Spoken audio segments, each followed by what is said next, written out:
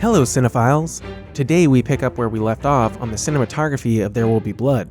We'll talk about shooting at night, lighting interiors, and shooting the mansion scenes, but first, let's talk about shooting on location.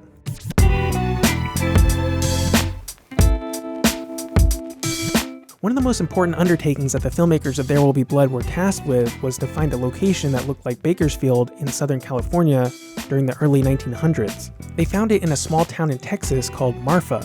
Marfa was also the location for the 1956 James Dean film Giant, as well as the Coen brothers' No Country for Old Men, which was shot during the same time as There Will Be Blood. But we'll talk about that in another video. Marfa is located in West Texas and was originally founded as a water stop for trains in the early 1880s. It was a great spot because the town is a little ways from other towns and cities. Marfa is isolated by the high desert of the Trans-Pecos and Davis Mountains, and as of 2010, there are less than 2,000 people living there. Paul Thomas Anderson was asked about how working in such an isolated place affected the production. He said, "The group mindset was great. We've been on location making our films before, whether it was Hawaii or Reno. Even a majority of Boogie nights felt like we were on location because we were out in West Covina at this house. We were all staying out there and we weren't going back to our regular daily lives. We were away from our families, which as hard as that can be, was a blessing. There's not much to do except make the film. And in terms of creating that environment where ideally the only thing you're doing is drilling for oil, it's a huge leg up to be isolated. We came back to California for 2 weeks and again, like with the extras, we all felt different. We all felt more disconnected from each other. We used to go home to the same hotel.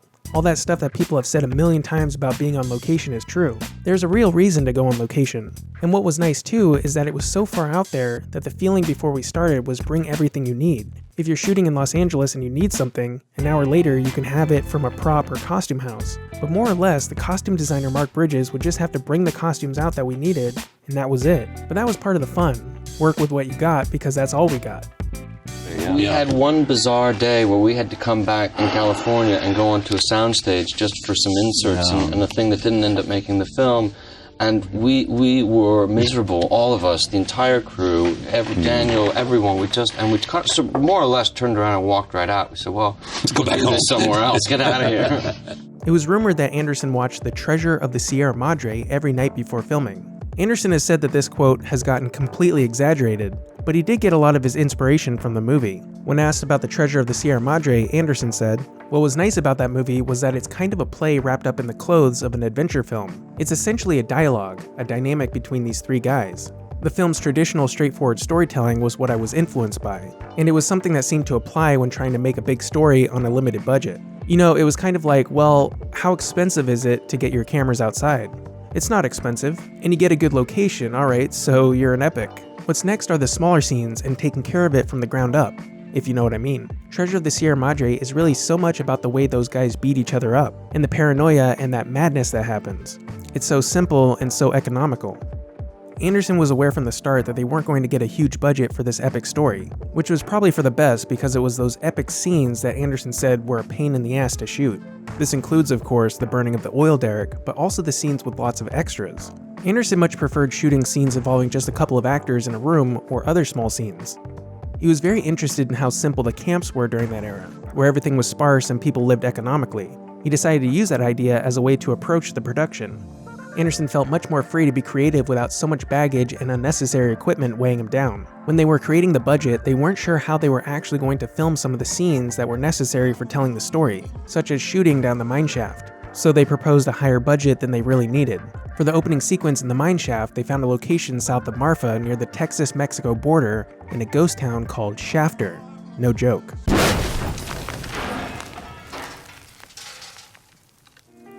As of 2000, the population of Shafter was just 11 people.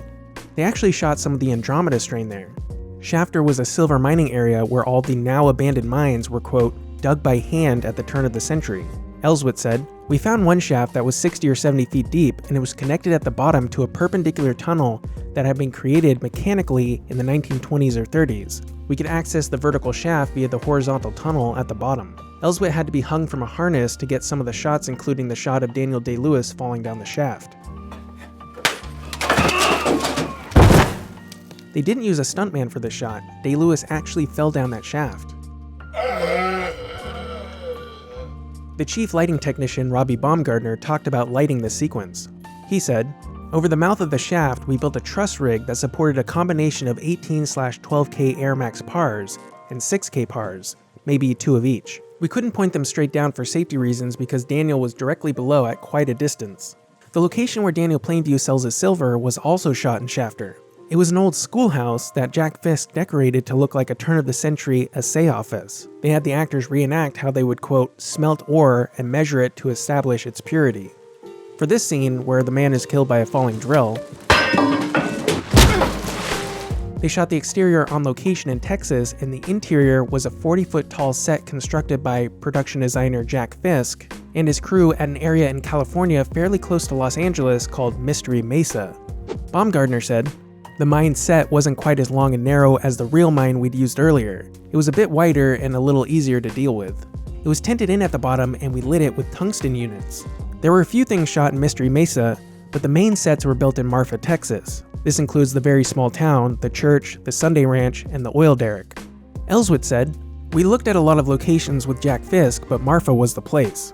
There aren't many spots in America where you can stand on top of a hill and see absolutely nothing in all directions. We all love the quality of the landscape, and the ranch we used had the little railroad the story required. Jack picked a part of the ranch that worked perfectly. From the church you could see the railroad, the oil well, and the Sunday family's little ranch house. They were all visually connected, but Paul's an enemy of the obvious, so he didn't want to show that. But Jack laid the place out wonderfully, and the sets were perfectly integrated into the harsh landscape. The structure's simple stylization and the way they were sited in relation to the land and each other made the world of the movie seem very believable and real."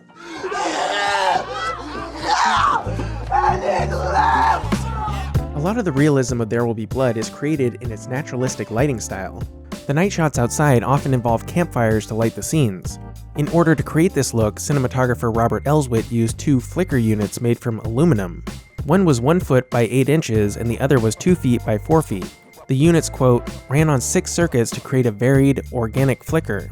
Chief lighting technician Robbie Baumgartner said, "Instead of having just 6 bulbs flickering, we had 80 bulbs flickering on the smaller unit and 200 on the bigger unit.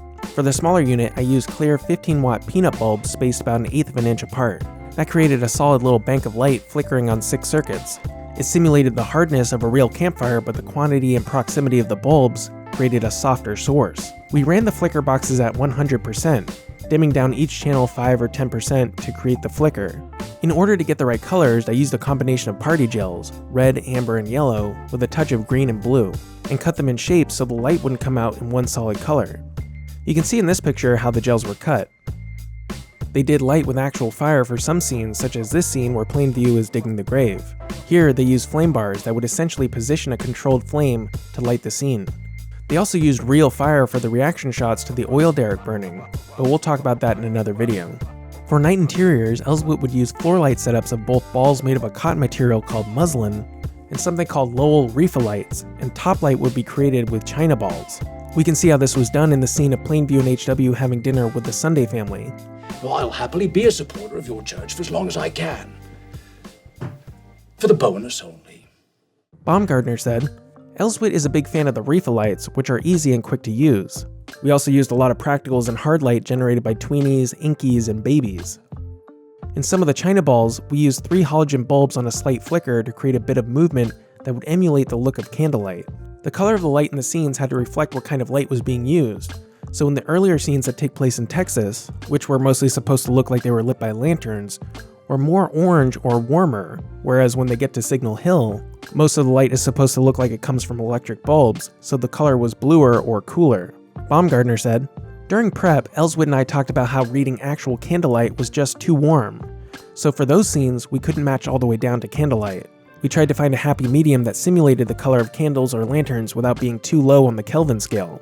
We ran some tests where we matched the candlelight at 1800 Kelvin, and that was much too warm. So we worked our way up to a level that was warm enough to be realistic, but not so warm that we were too far into the red spectrum. In those situations, we generally wound up at around 2300 Kelvin or 2400 Kelvin. The interiors were designed by production designer Jack Fisk to work with a natural lighting style where the amount of light might change throughout the day. Elswit noted that having a set where the light could change based on the time and weather allowed for more creativity and shot choices. One such set was Eli Sunday's original church that Plainview visits after an accidental death on the oil derrick. The humble structure was made with wooden slats that revealed the outside and the spaces between the boards. In order to keep the light that was coming from outside from blowing out in the dark church, they built up the lighting inside to compensate. To make the interior bright enough, they started by hanging 4 6K pars in the rafters and bouncing them into sheets of muslin to create a base level of light. However, once Elswit saw the setup, he decided to remove them so that they could shoot from more angles. They ended up using RE 18K Fresnels and some Aramax pars to, quote, push light through the windows and bounce light through the slats. What we are left with is a totally naturalistic lighting style that looks as though the only light is coming from outside the building. Elswit said, if I'd had a different director, I probably would have added a bit of fill in the corner behind us, which you wouldn't have seen. As it was, there was never enough light to actually balance the exterior, so the windows just blew out. But we had enough light to shoot at a T3.2 or T3.5, which kept the light from flickering or flaring, and we got extraordinary blacks and a huge amount of contrast. It was one goddamn hell of a show. Later on, the well begins producing, and Eli builds himself a fancy new church. This set had a ceiling made of muslin and a wall with a large cross cut out of it to let light in. They put some Aramax pars outside on a scissor lift, shining down through the muslin ceiling. This was obviously meant to look like daylight, so Elswit used lights balanced to a daylight color temperature, 5600 Kelvin. He noted that the muslin affected the color temperature, but he kept the lights at 5600 Kelvin anyway. Elswit was shooting on a fairly low ISO film stock, in this case 200, in order to make the image clearer with less grain. But this meant that the interiors had to be well lit in order to keep the images from being too dark. They were shooting with a T-stop of 3.2, so Elswit tried to build the light level up in most of the interior scenes. T-stops are similar to f-stops on a camera. One of the darker locations of There Will Be Blood was Daniel Plainview's mansion near the end of the movie. I've talked about the history of the mansion in the video on Daniel Day-Lewis's performance, but the Greystone or Doheny Mansion was built by oil tycoon and inspiration for the character of Daniel Plainview, Edward Doheny. The historical mansion had 55 rooms and cost over $3 million to build, making it the most expensive mansion in California during the time it was built. The mansion has also appeared in an insane amount of movies, but personally, I most recognize the mansion from The Big Lebowski. Paul Thomas Anderson said, "It was funny because that mansion has been used so many times in films. It's kind of this notorious location.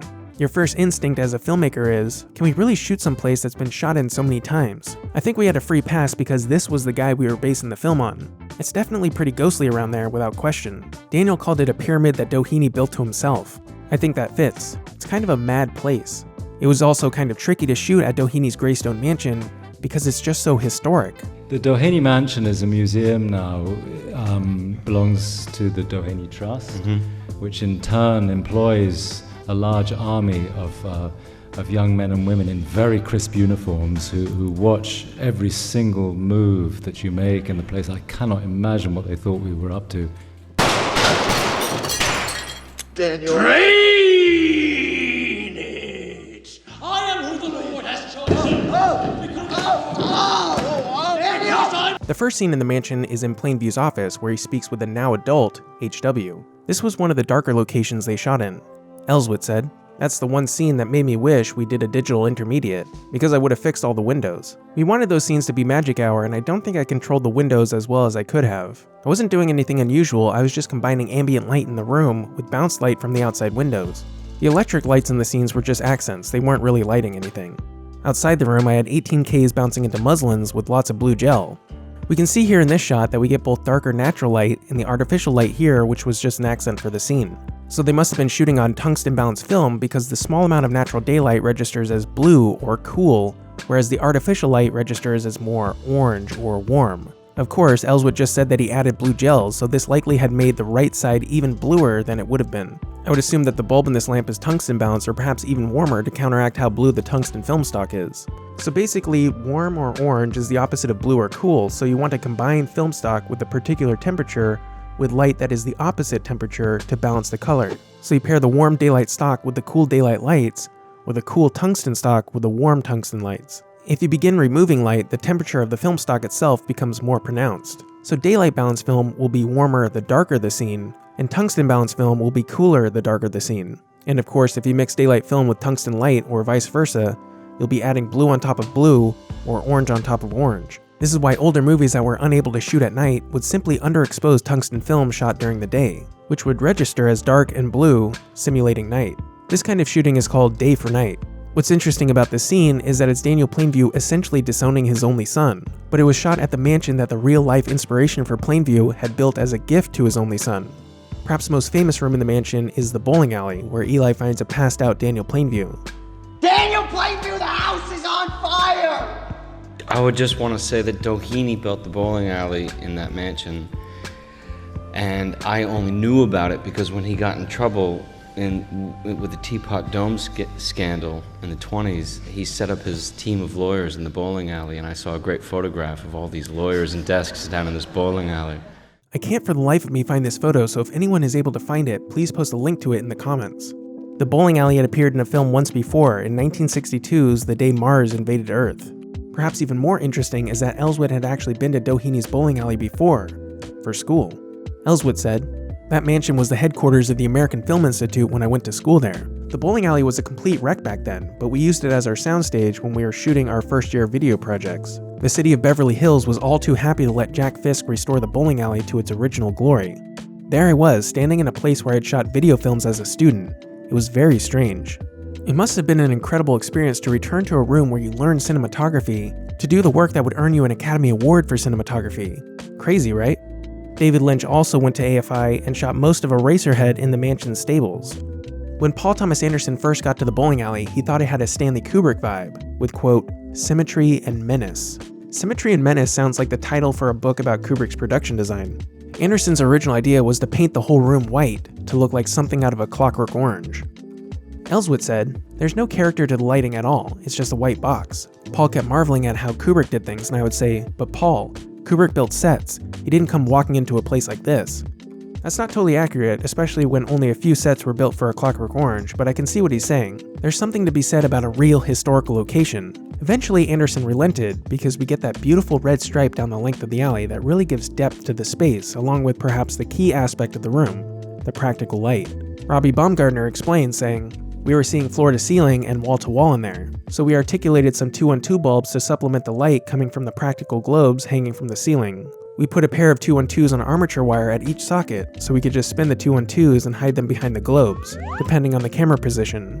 That helped to build up the ambient light to the point where Elswit could shoot freely. A portion of that scene happens at the end of the lanes, where the light levels were a bit low. So my best boy, Chris Milani, suggested hiding a row of PH140 bulbs behind each pin rack. That created a beautiful globe that we used for the whole scene. It also added a vital push of light for the actors." The cinematography of There Will Be Blood is immensely beautiful, and yet it is simple and practical enough to always be in service of the story it is telling. It's a shame that Robert Elswit might not work with PTA again. He reportedly didn't have a great time working on Inherent Vice, and PTA served as his own cinematographer for Phantom Thread. Elswit spent a great deal of time on the post-production of There Will Be Blood, working on what he needed to work on. But it would be a year after the film was completed when he would really see the film for the first time as an audience member. And I'll leave you with a clip of him talking about the experience. And at the end, half drunk, the lights come up. Nobody knows who there's no connect. There's nobody there who I know her at all. And I just turned around and go, you know what? I really did deserve the fucking Academy Award. I'm finished. Thanks for watching. As a bonus for patrons, I put together a trailer for There Will Be Blood as if it was a teen high school comedy. Here's a little preview. But when a new prize is added, $10,000. they'll have to join forces to defeat the sexiest guy in school. I'm your brother from another mother. Click here to see it. CinemaTyler is made possible by my patrons over on Patreon. If you support the channel for as little as $1, you can get early access to videos, and you can suggest and vote on topics for videos like this one. I have so many videos in the chamber, I'd love to hire on some editing help so I can make multiple videos in a month. With your support, I can do that. Thanks again for watching.